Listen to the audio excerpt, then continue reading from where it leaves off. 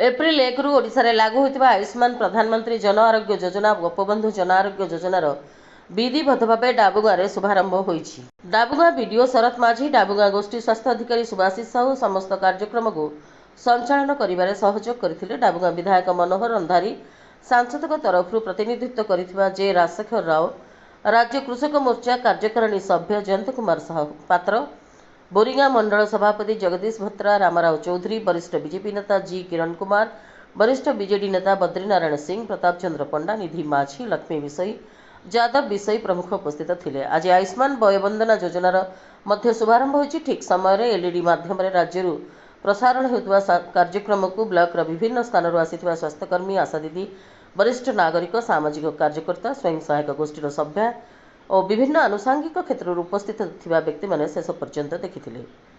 BJP राष्ट्रीय अध्यक्ष JP Nadda, ओडिशार मुख्यमंत्री मान्यवर मोहन चरण माझी, बीजेपी वरिष्ठ नेता मंत्री मानक अभिभाषण को जनसाधारण एलईडी जरिया शुणी मंत्रमुग्ध हो जाइथिले। सभास्थल करताली ध्वनि रे प्रकंपित हो उठिथिला। एही अवसर रे एही योजनार प्रचार प्रसार पई एक रथ को ध्वजा देखाई आरंभ करा जाइथिला।